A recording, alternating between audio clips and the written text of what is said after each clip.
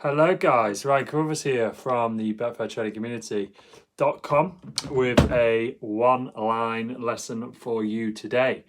So I am a little bit later than usual. I had to go into town to do some bits, and the people that I was supposed to be meeting were late. It's a bit crazy considering how we're on lockdown.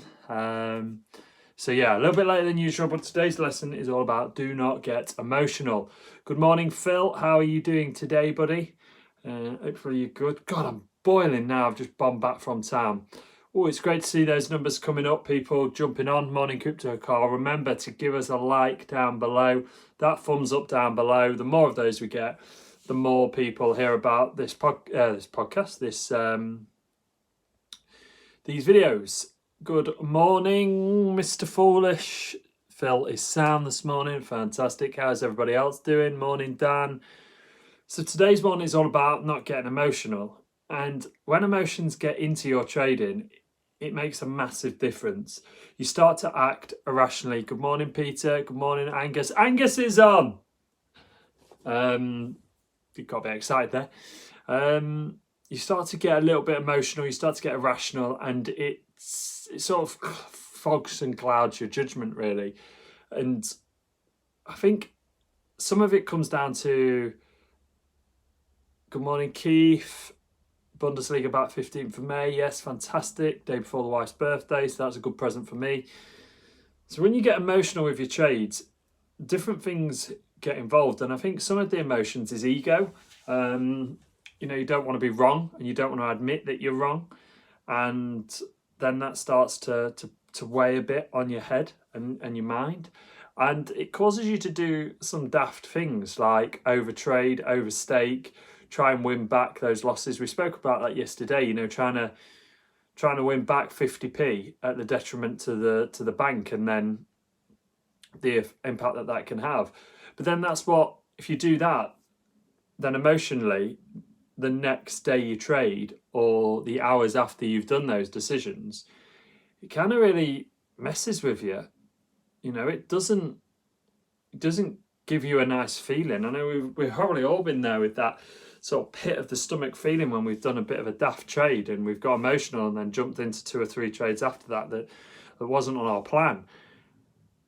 And, then that's ruined that day. But not just that day, it's ruined that time that you are now spending away from trading. And this is something that I don't see people talking about.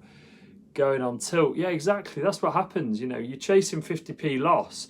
You go on tilt and then all of a sudden you've blown 40 quid of your £50 bank and you're like, oh, why did I do that? And then you feel horrendous.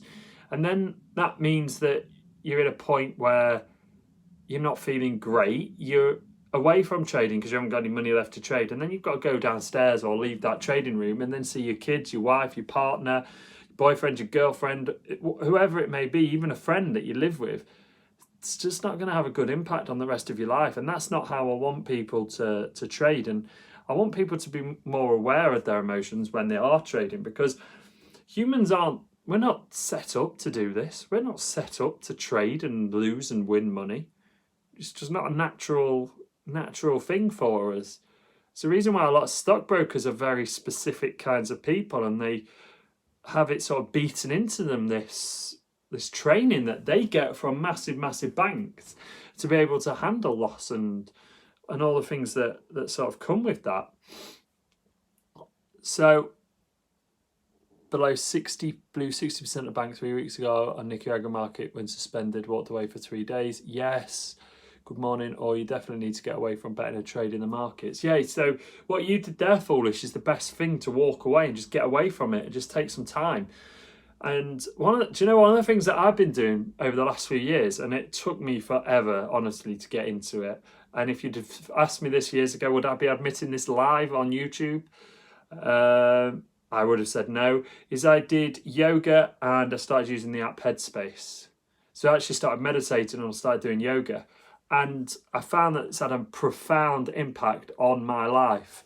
I often find looking at the bigger picture harder as I'm looking for bigger profits now, not over a year, and use compounding everybody wants to make money now. Yeah, everybody does want to make money now. And I'm going to give you a question that I want you to ask yourself before you do the trade. So if I say yes to this, what am I saying no to?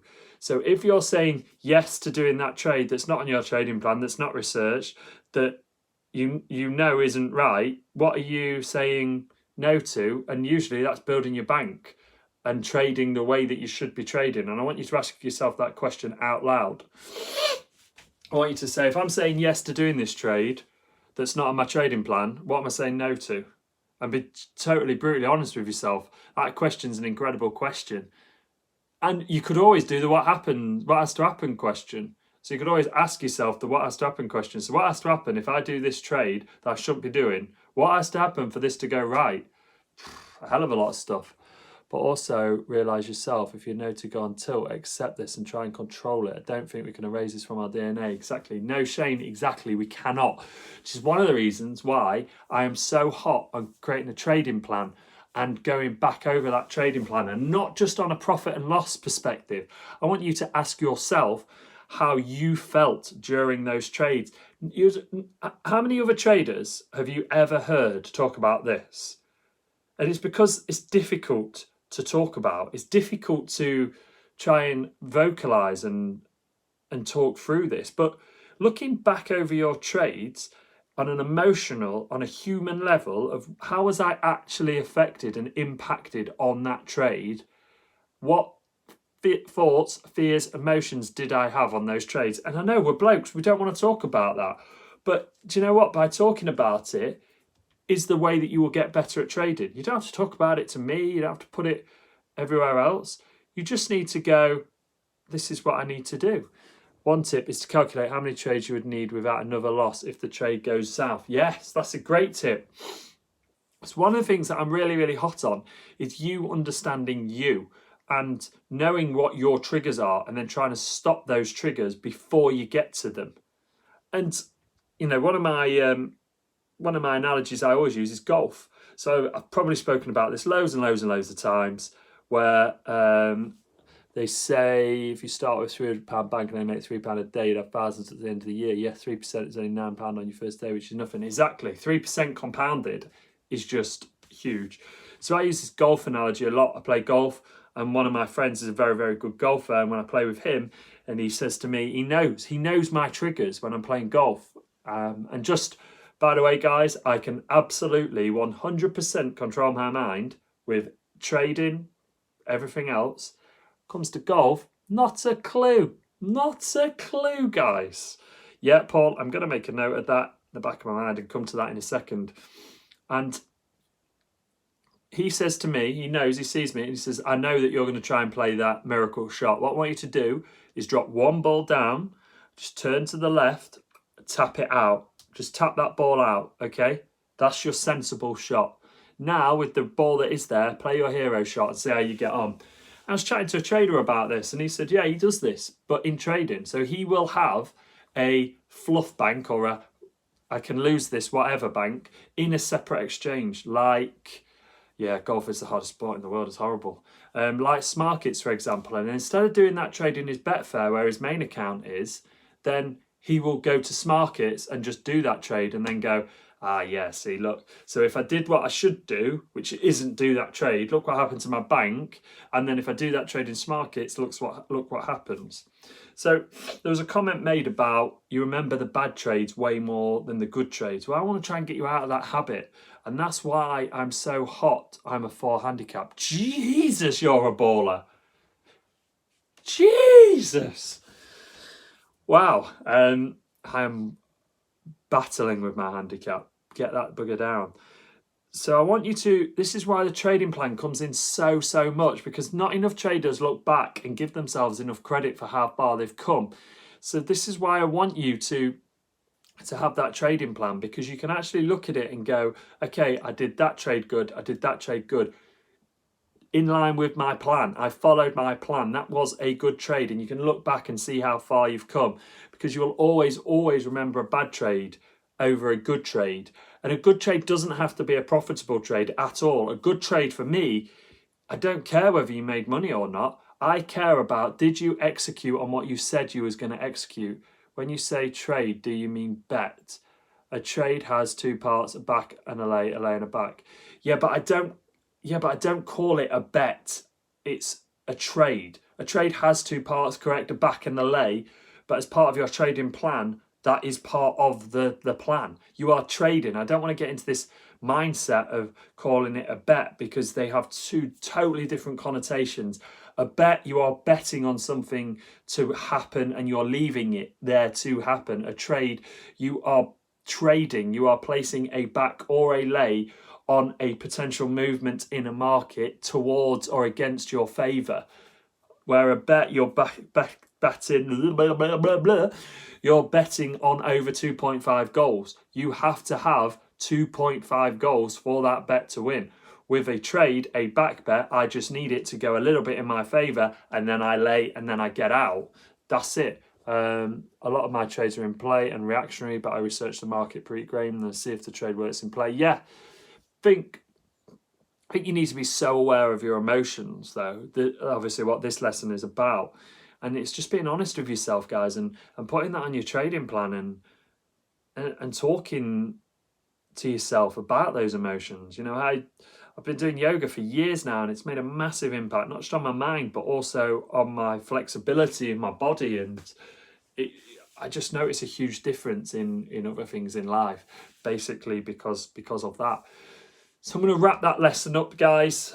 Just to summarize, please understand your triggers and be honest with yourself. Put them on your trading plan. And if you do find yourself doing a trade that you don't think you should be doing, I'm trying to move away from sports like horse racing. I've been too much of a gambler in the past. Looking at trades, only two outcomes. Yes. See, you've noticed one of your triggers there and you're moving away from that. So you're growing as a trader to get better. And that's incredible. I take my hat off to you. So summarize, make sure you put on how long did it take to get you to a full-time bankroll. I was on a full-time bankroll after probably 8-9 months. It's a little bit different for me though. Full-time bankroll for me was completely different to what it would be for a lot of people. I was a student at the time, so I didn't need loads and loads of money, and I did very, very, very well laying the horses, like very well. I had a very, very high strike rate. I did considerably well. What would you say is an average bank? It really does depend, Phil, on the person, you know. I don't want to get into this sort of giving people figures on what an average bank is when it's so subjective for everybody else. I think the best bank is the one that you can afford, and then from there you build it up, and you don't put pressure on yourself for that bank. You look how far you've come. You take emotions out of it if you can. You start looking back and seeing how far you've come, and you build that up, and you look at building that bank. You give yourself credit for building that bank, but you invest. I think there's the thing is as well, you're taking the time to invest in yourself. Cracking going, Shane. I think you take the time to invest in yourself. This is an investment. This is a personal development of yourself. And there's a reason why a lot of the good traders talk the way they do and they think the way they do. And it isn't just because they know the markets. They've spent time learning about themselves. They've interacted with content like this, which is why I share this kind of content with you, which I don't see other people doing. You know, I bring books like The Road Less Stupid up and we start going through some thinking questions, and we do that. And you know, that is all about increasing your own personal development. And that's what all this is about. Exactly. Better than at a small bank, learn the process where losses are minimal rather than blow off £200 stakes straight away. And I've always said, if you're going in using £200 stakes, then you'll have it. Then you'll just lose that. You'll lose that bank. It's not about the profit. It's interesting about sustainability. Exactly. It's that developing yourself and gradually getting better every day, making that strive towards being a better trader. And that comes with knowing yourself, understanding you, understanding your triggers, understanding, you know, when you do a bad trade, don't totally beat yourself up about it. analyze it subjectively and go, okay, well, what did I do that was wrong there, and what did I do that was right? You know, there might not be much right with it. Okay, so what did I do wrong? Okay, well, and then it's about putting things in place to make sure that you don't do that again. And usually that is asking yourself questions. So, you know, why am I doing this trade? Why am I doing this trade? Why am I doing this trade? Why am I doing this trade? Am I protecting the bank with this trade? No. Why am I staking this high? Is this 2 to 3% of my bank? No, it's not. Okay, why am I doing it? Why am I doing it? If I say yes to this, what am I saying no to? And that's it, guys. And that sort of summarizes it up quite nicely. So I'll leave it there. I will be back tomorrow at 10 a.m. and I will not be out and about walking this time. So thank you all for joining, and make sure you do hit that like button below before I go. There's 23 people on this. Let's try and get that to at least 15 likes. Shane, no matter how experienced you are, you can all do a trade wrong. Yes, I still do trades wrong now. I still make mistakes and do trades wrong. It just happens. I can't, even now after like 10 years on the exchanges, I still make mistakes. And I'm not perfect. I never will be. If I can make you guys better from these videos, fantastic. But again, I want you guys to focus on you guys. That's why I teach this the way I teach this. And it's a little bit more interactive than most people. So I'll see you tomorrow, and we'll have another online lesson. Not quite sure what it's on because I haven't got the laptop, but I will see you all tomorrow, guys.